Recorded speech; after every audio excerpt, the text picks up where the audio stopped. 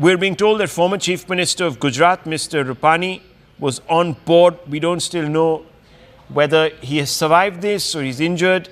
We have no updates really on his well-being, but he was a former Chief Minister of Gujarat from 2016 to 2021, the state president of Gujarat. When his name was declared as the Chief Minister, he took over from Anandiben Patel, Miss Anandiben Patel, former MP from the Rajya Sabha and a two-time MLA, hailed from Rajkot West, came from an influential Jain community. He didn't fight the 2022 Assembly poll, citing his wish to step back from electoral politics. He was currently in charge of Punjab for the BJP and was on his way to England and was aboard that flight. There are pictures also coming in of the ill-fated crew of this flight, and we are told that there were at least 10 crew members on board this flight from different parts of the country.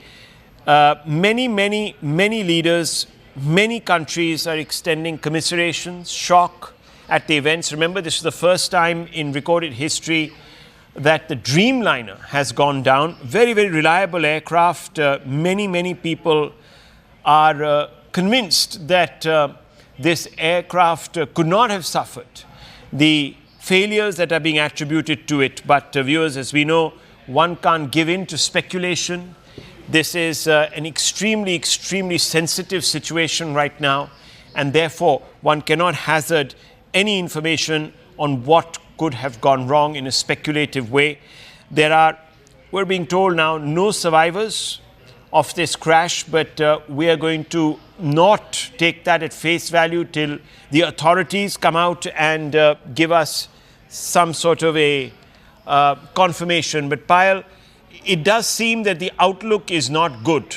Okay, we don't have Payal. We're going to go back to Payal in just a few moments. But hotline numbers have been set up for people to check in and find out on the state of affairs and, of course, on their own relatives. We are being told that there were 53 British nationals, 7 Portuguese and 1 Canadian on board this Air India flight. 169 Indian nationals were on board. It was a flight that was almost full, Ahmedabad, London flight, and at this time of the year, viewers, there is huge traffic between the two destinations, given the fact that this is a peak holiday season. I want to go straight across to Anvit. Anvit, a lot of people heading out to London on this particular flight. We're getting some details.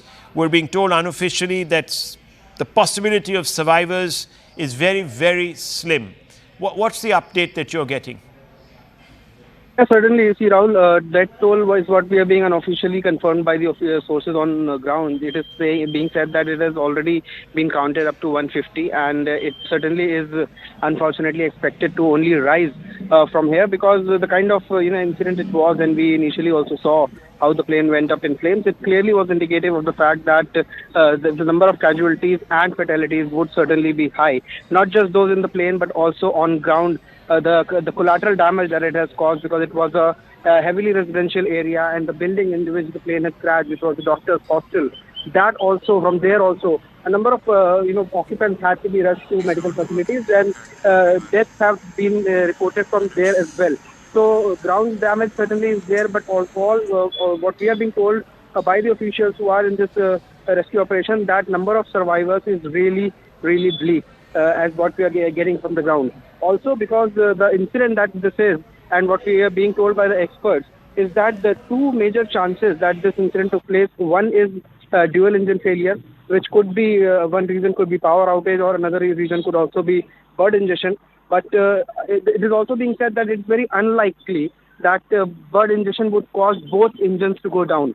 Another reason what we're learning is could be control jamming, which is also a subject matter of investigation, and the AIB will now take over the investigation, as their teams are already on ground, and the investigation in this manner will also be done. But what we are learning from the ground is, yes, that the fatalities have increased to more than 150, and chances of any survivors are really bleak, which is unfortunate.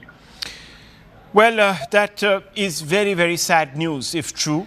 We're going to hold back on giving you those numbers because we don't have confirmation from official sources, and CNN News 18 will not report casualty figures, even speculate on casualty figures, given the fact that this would be extremely traumatic. That's the moment of crash, viewers. You can see that the plane lost its ability to lift off.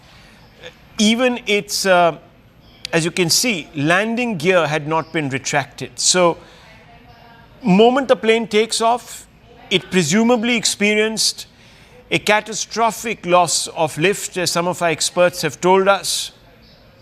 The pilot had very little time to react, about a minute, in which a mayday call was issued to the ATC. The ATC responded to the mayday call, got no response, looked out and saw a ball of flames engulfing the skyline. And a minute after crash it was, because as you know, our planes do travel at a particular speed, therefore it becomes easy to assess the length that they would have traversed and therefore back calculate the time that they would have spent on air, in air that is. And you can see that ball of flames going up, lighting up the sky and completely overshadowing the afterground. And that is because this plane was laden with ATF. It had just been refueled. It's taking off. It had come in from Delhi, we are told, landed in Ahmedabad, was obviously surveilled for and examined for any technical issues, maintenance, etc. The plane then crashes into a building. The building is part of a medical establishment, and the exact building it crashes into is a canteen. And lunch hour was on, it was in the middle of lunch hour, and parts of the fuselage and debris from the plane lying littering this particular building. And you can see that the tail section of this building is sticking out. Tail section of the plane is sticking out of the building, and inside we're told there were several doctors who were undergoing training, and those people have been injured. Some of them might not have made it out. There are, of course, more visuals of the debris on fire in the immediate aftermath. You can see the ground scorched, trees, just about anything within the perimeter of the crash site reduced to ash, carbon. You can see those pictures. Part of the building also engulfed in ATF, singed and covered in soot. Complete devastation. All these pictures coming in, obviously an attempt being made to douse the fire, but it's a bit too late. All of these are the buildings next to the wreckage. Near the plane crash site, a large number of parts of the plane strewn all over the place, and that's the frontage of this building, which has been reduced to ash.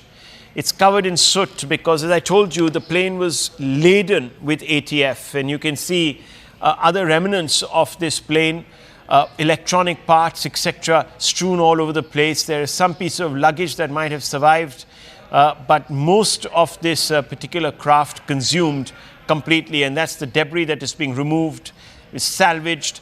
Obviously, there would be a desperate search for the black box, because that needs to be taken and examined to determine what could have gone wrong. Right now, no use speculating on it beyond the fact that the plane suffered a catastrophic loss of lift. Now, what that was due to, we don't know. Was it engine failure? Was it a bird hit?